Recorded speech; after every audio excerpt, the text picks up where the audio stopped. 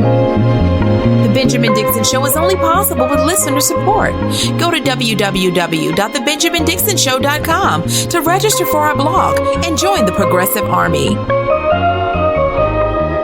Welcome to the Benjamin Dixon Show. I am your host, Benjamin Dixon. Today is April 14th, 2020, and I feel good. I feel like I'm back. I'm still taking it rather cautiously. I'm not hosting the whole show today. Today is going to be hosted by _ Black Intellect from Twitter, Brian Lewis. He's going to be facilitating the majority of the show today. But like I did yesterday, I want to stretch my legs a little bit and see how this vocal rest has been helping me. And go from there. Listen, a lot of things to talk about that I have not been able to talk about over the last couple of days for obvious reasons. But the first thing is first. There's a lot of disillusionment going around the left right now because of Bernie Sanders' full-throated endorsement of Joe Biden. Bernie Sanders is Bernie Sanders. And I think anyone who didn't know he was going to do this from the beginning wasn't listening to him. He made it very clear that he would endorse whoever the eventual nominee is. I do find it hysterical that he has endorsed Joe Biden and Elizabeth Warren still hasn't endorsed anybody. But I digress. That's not the point of me using the precious time that I have with my voice. I'm not going to dogpile on Elizabeth Warren. I'll leave that to other podcasts to do, and they do it so efficiently. Go do it. Anyway, but no, the real point is that Bernie Sanders is doing what he feels is best, number one.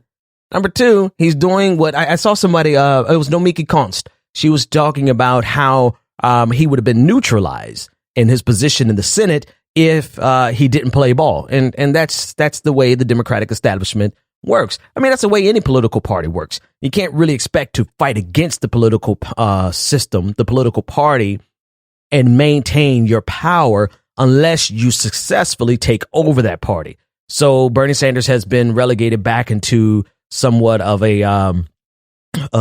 subservient isn't the right word, but he has to answer to the Democratic Party. And that means now, where he has been able to be effective across the years in the Senate, he's trying to protect that position. Number three, I think that no one else is really talking about this. I think it's a personal decision. Now, let me couch this entire thing in. I'm just talking about Bernie Sanders himself, right? Period. I probably shouldn't and don't have to. Bernie's going to be fine. But I just feel like it's a worthwhile endeavor to understand what he was doing and then discuss what you're going to do. Bernie Sanders, I feel like if I was in the same position, I don't know what I would do, because think of it this way. You have the opportunity to really sandbag the Democratic Party and give Donald Trump and listen, I think Donald Trump is going to win anyway because Joe Biden is the absolute worst candidate they could have chose to run against him, as evidenced by the fact that no one is enthusiastic about him. No one is doing any work except for people on Twitter who are just yelling and trying to lecture everyone else. I do believe that Joe Biden is going to lose because the Democratic establishment is not equipped to fight against Donald Trump. But it's something else to be the person who is literally responsible, to be the, what's the little guy, Ross Perot, to be the Ross Perot to George H.W. Bush and ensure that Bill Clinton wins in 92, won in 92, whatever, tense. I have a problem with tense, I think, in future past, but I digress. The point is, I don't think Bernie Sanders could stomach the idea of him personally being literally responsible for Donald Trump being reelected. That's not to say he's wrong. That's not to say he's right. I'm just looking at the man, and the reason I can kind of empathize with them is because if you're in that same position and you're in the position and if you're running to help people. And I think that's the thing. Like, people got so frustrated because Bernie Sanders wouldn't run negative ads. I also got frustrated with that. That's just the nature of who Bernie Sanders is. Okay, might be time. The nature of who Bernie Sanders is that he is genuinely, deep down, a good person to a fault. He has not mastered the art of doing bad things for good reasons. Q yesterday on the show was talking about Anakin and Darth Vader. Anakin thinking that he's good and ended up being a Sith because he got inculcated by the entire system. And I think what the most accurate way or the best way to describe what we have to be able and willing to do is to be the Mace Windu of the Jedi, the one who can walk the fine line between the light and the dark, and be the one who can master the dark arts, but do it for the right reasons. That's not Bernie Sanders. Bernie Sanders at his core is just, quote unquote, a good man. And so he would never, he wouldn't even run negative ads. Why would you ever expect him to do anything except endorse the Democratic nominee? Because he doesn't want it on his conscience. He doesn't want it on his legacy to be the person who gave Donald Trump a second term. Whereas Donald Trump is going to get a second term because the Democratic establishment coalesced around the wrong person. Bernie Sanders is essentially doing what I'm doing. Just take a step back and let these fools have exactly what they want. They want Joe Biden. Let them have it. And then go on about your work, because there's still plenty of work to do. There's other things that we should be involved in besides presidential politics. And I know the majority of my show has been about presidential politics, so I'm still going to talk about presidential politics, clearly. But there's still so much more work to be done, and I think that's what Bernie Sanders is doing.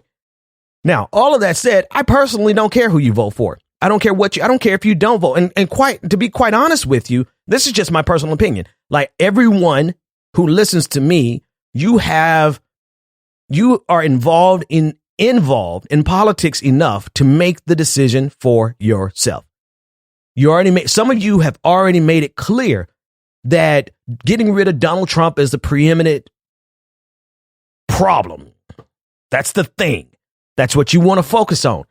And I can't say I disagree with you. Go vote for Joe Biden and make some phone calls for him if that's how you feel. Others of you have made it clear that it is a moral decision for you that you can't possibly vote for Joe Biden. I get it. I honestly, do you? Do you? Because at this juncture, this is where we are, right? It's no longer a choice of voting for who you think is best.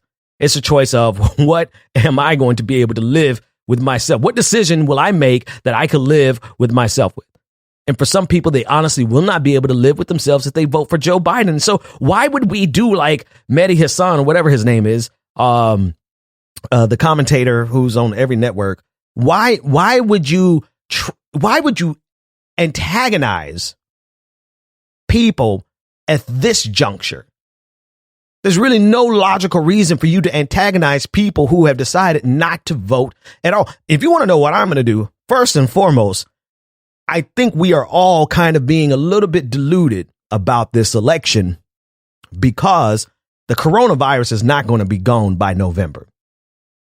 And everything, that's the reason I'm kind of taking a step back. I'm like, all this is really just an academic exercise unless we absolutely secure voting by mail for every state. Without that, I'm just be honest with you, I'm not going out to vote. I think in Georgia you have to have a valid excuse to have and get an absentee ballot. I'll investigate for myself. But I am not breaking quarantine to go choose between those two guys. And listen, that is people are going to try to convince me otherwise. That's the one thing I'm going to try to convince you against. Like, I'm going to try to make sure that you do not put your life in danger for this political system that ultimately doesn't give a damn about us, especially because they're not willing to go the extra mile to make sure that we get what we need to vote by mail. Why should we put ourselves in harm's way and some of us die as a result of that decision? I just don't think that this country is going to be rid of the coronavirus by November. That is my honest take. I've been saying it. I think we have gotten refocused on the campaign as to be expected. You know, we had Wisconsin and then Bernie Sanders dropped out. So of course the conversation is going to be all about that. But the real thing that we have to talk about is this new world that we're living in, that the elite from both parties is trying to push us back into, so that they can force us to reopen America so that the billionaires can make their money. And I'm not going to do it. That's what I'm going to advocate. That's what I'm going to use what voice I have left to advocate against. I don't expect anyone. I'm trying my very best to make sure that the people who are essential workers have what they need to be safe, because ultimately everyone needs to be home. Right?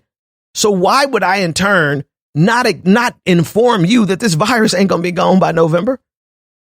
And so, no, I don't think anybody should leave their house to go out and vote for a system that didn't care enough about you to protect you from the virus. Okay. I see 10 minutes and 30 seconds is what I have in terms of energetic commentary. I think this is a good place for me to call it and turn it over to Brian. But it's a good sign. My voice is getting stronger, and it doesn't bother me as much now to have given that energetic commentary. So I think by the time I'm done with this full vocal rest, I will be back in action.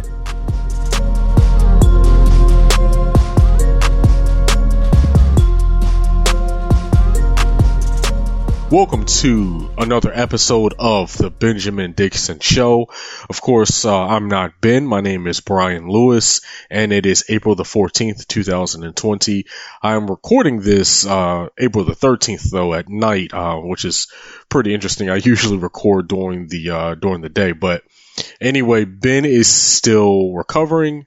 And, of course, we all hope that he gets well soon so that he can come back and spit that hot fire that we all love and listen to. So today, most importantly, Bernie Sanders came out and endorsed Joe Biden. Now, I'm not going to talk about that through the entire, throughout the entire show. I do want to just briefly talk about that, but then I also specifically want to talk about the need for a new organizational structure on the left. Now, of course, there are all sorts of organizations already. A lot of people will say, well, instead of, forming a whole new organization, join other organizations. I think you can certainly do that as well. I recently became a dues paying member of, the Democratic Socialists of America. There are other organizations, but I'm thinking about organizations outside of electoral politics. And I'm not saying even the organizations that I mentioned that's all they do. But I don't want to talk about that too much until I get there, because I want to talk about that last. The first thing I want to talk about is, of course, like I said earlier, the endorsement Joe Biden got from Bernie Sanders. Now, here's the thing. We have known from the very beginning, and Bernie Sanders said this in every single debate that he was in. He never said anything otherwise, that he would support the eventual nominee if he were to lose. And in this particular case, since he dropped out, or at least he suspended his campaign, not even a full week ago, I think what's shocking to people is how quickly he has come out in support of Biden. I think some people thought that he would maybe kick the can down the road a little bit, maybe try to force some concessions. And he has gotten Joe Biden to change a few things around the edges, but nothing transformative, nothing to the extent of what Bernie Sanders was offering. And, I don't think anybody's expecting Joe Biden to do anything on the level of a Bernie Sanders, because that's not he doesn't believe that fundamentally. There's a complete difference in the way that these two politicians operate and what they believe in. But Bernie Sanders has been consistent on this, and people on the left are responding to it differently, and that's cool. That's okay. Some people are still saying, they can't vote for Biden. I don't know exactly what I'm going to do yet, but I certainly understand that sentiment, because I have felt that way numerous times throughout this process, where I've said, you know what, there's no possible way I can vote for him. But then I look at something that Donald Trump is doing, and I'm like, look, okay, as bad as he is, and I'm talking about Joe Biden, as bad as he is, I don't know that you can get worse than Donald Trump. Well, you can, but I don't want to see that. I certainly don't want to see that. But at the same time, I'm not remotely at all committed to voting for him. Because I understand something very important, and I understand something important that the media, that the establishment, the centrists, the neoliberals, all of these groups that have been against us from the very beginning, we understand something that they know. It's not that they don't have the capacity to see this. They just have compartmentalized certain truths about the state of the Democratic Party and about the state of America. Okay, whereas we on the left are I think a lot more honest about the current state of affairs. Okay, so what am I talking about? Of course, I am talking about the certainty that even if Joe Biden were to become president, let's say he does beat Donald Trump, nothing fundamentally will change. That is what we know. And we know this because those are words that have come from Joe Biden's mouth itself. Okay? So here's the problem. And this is what we on the left are refusing to compartmentalize. This is what we're refusing to just ignore.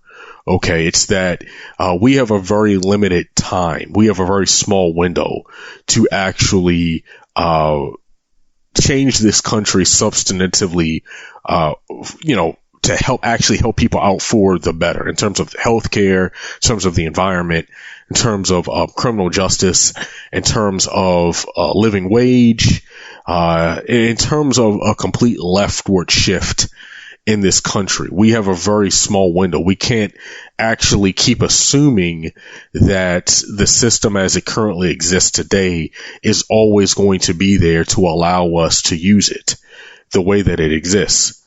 I can say that because we actually see the system failing. We see this whole system failing before our eyes, and we see the inadequacies of this system in the very weak response to COVID-19. Okay.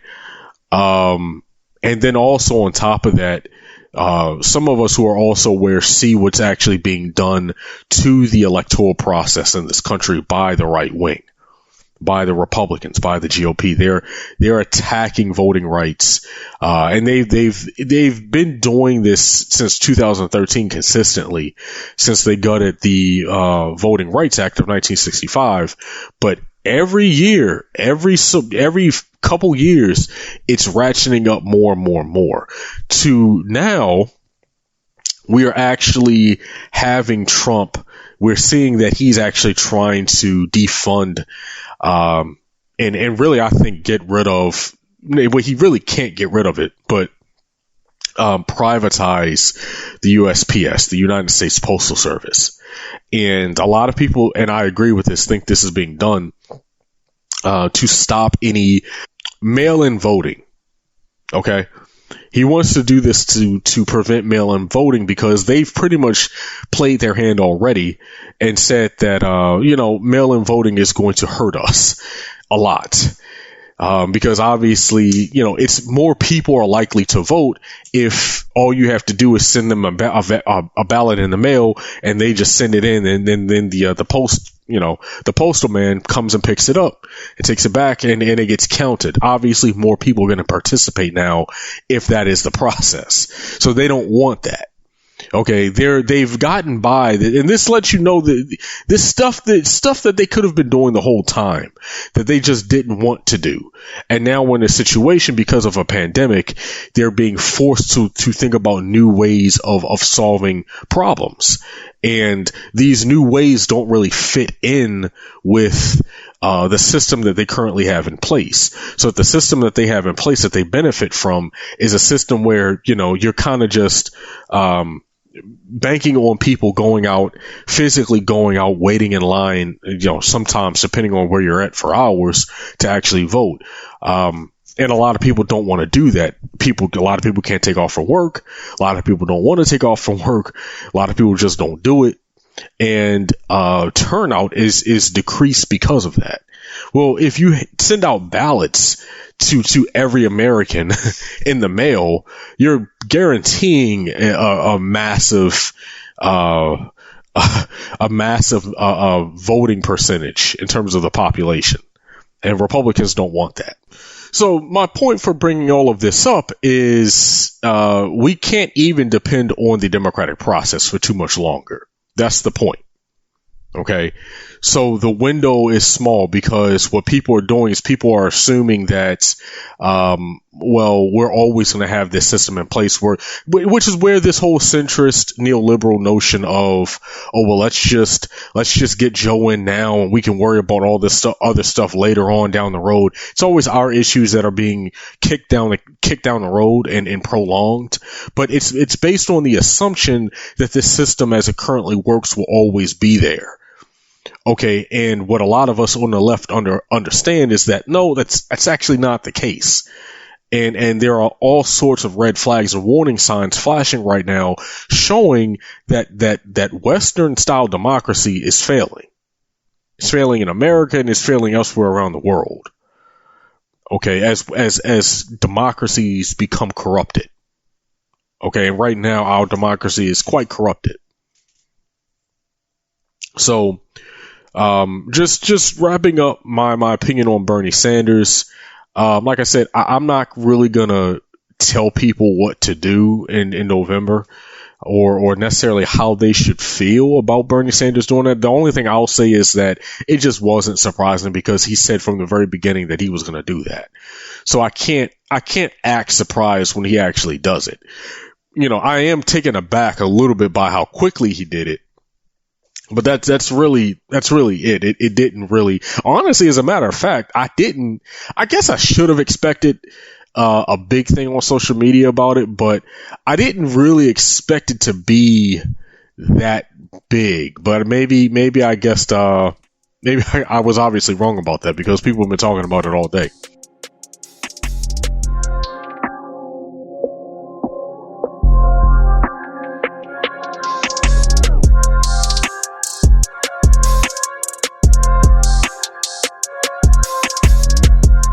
Okay, so now I'd like to segue into a discussion that I alluded to earlier in the episode, which is a discussion about organization. It's a discussion about systems building, and it's a discussion about what exactly, tangibly speaking, what exactly is unity, and how can we use principles like solidarity actionably? Like what actions, tangible actions can each of us take to work within a network and work within a system that we've designed ourselves where we show solidarity, but we can also plan, we can also strategize, we can also create value, Now, a lot of people don't know this, and I don't know if this is the exact, the right time to exactly be talking about it, but I have been studying blockchain technology for several years, and I see the potential to use technology to take systems, like to take concepts of co-ops and cooperatives and mutual aid networks and things like this, to take these concepts that have been around for a long time already and already exist in various forms in the real world today, but you can use this technology to take it to a whole new level, pretty much. And it's something I don't want to necessarily go into too much detail about it right this moment, because that's not really what the point of me bringing it up right now is. I specifically want people to just begin to think about building out these new systems that exist outside of the Democratic and Republican parties that might not actually even exist right now. Look, I'm not gonna pull any punches. If this society collapses, okay, we are going to need ways of communicating with each other. Okay, let's think this through. If the worst case scenario happens, how are we going to feed our families, ourselves and our families? Okay, so we have a food supply issue. How are we going to communicate with each other? Okay, how are we going to access a living of any kind? Okay, where usually, I mean, you would obviously think that some type of, if we're talking about maintaining a living, obviously you're thinking about some sort of wage or earned income. All of that goes away if there's any major collapse. I'm not talking about like honestly, even if you had something that's worse than the Great Depression, okay, which in terms of the unemployment numbers, we are going to be there very soon. Okay, but that doesn't necessarily mean everything completely collapses, like supply lines and everything like that. But we do have to contend with the possibility that if, whether it might not be COVID-19, it might be a climate apocalypse, it might be a climate disaster, it might be Trump getting reelected and completely destroying everything that's left of this country. Whatever the catalyst is, we need these networks in place, we need these networks to be in place to provide some sort of way of sustaining ourselves. And I think that's something that a lot of people are thinking about right now, because a lot of people are beginning to see just how fragile this system is. And this, the current way of doing things, how it's not only is it not really sustainable, because we have so much wealth being sucked out of the population, and it's going into the coffers of a very small number of people. So not only is it not sustainable because it's not, wealth and value isn't being spread around, it's not being evenly distributed.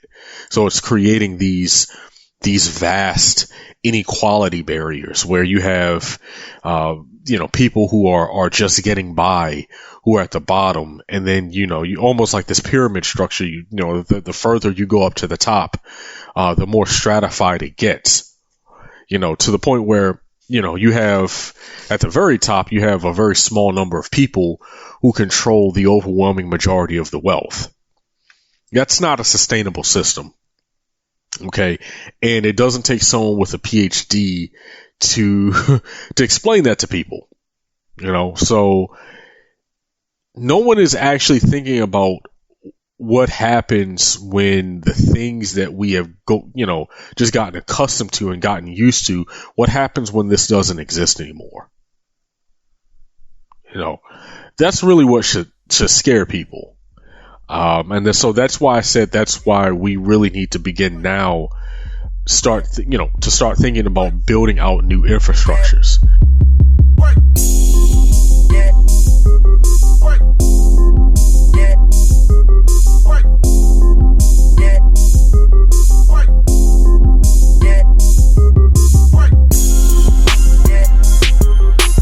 Before I end, I do want to let everyone know about a book that I've just written called Farima.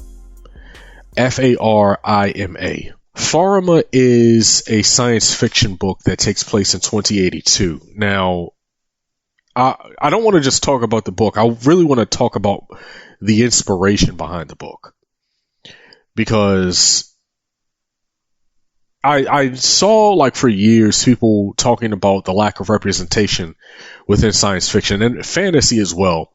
But I see a lot more black fantasy writers than I do black sci-fi writers. And so and then too, I'm more of a sci-fi guy than a fantasy guy anyway. So I said, okay, science fiction definitely seems very fertile, and there's definitely a lot that there's definitely a lot that I can do there in terms of storytelling. So I decided I chose the science fiction genre, and specifically I was looking for like a theme, right? So I went with solar punk, and now solar punk is also something that's relatively new. Most people have heard of cyberpunk, which that goes back to like the 80s.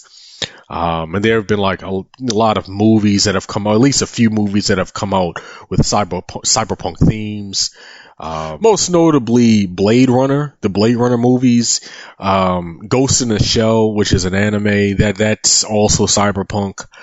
What else? Some people say Judge Dredd is cyberpunk. So Judge Dredd is kind of like dystopian. Judge Dredd is like a police state fantasy movie. But then too, also Elysium is kind of cyberpunkish a little bit, even though that's also dystopian. But solarpunk is not that though. Solarpunk deals with a lot of environmental themes. Of course, I used it to convey the importance of solar technology. So when you read Farima, I made heavy use of solar technology in this new civilization that I created called New Mandan. So that's pretty much it. So I just hope everybody stays safe and don't allow the current events of what's been going on with the primary and Trump. Don't let this stuff tear you apart. We can build something better. And I think that's where we have to head now and in the future. We really have to be just think about building as much as possible. The Benjamin Dixon Show is only possible with listener support. Go to www.patreon.com/The BPD Show and support The Benjamin Dixon Show. If you like this episode, be sure to share, like, and subscribe.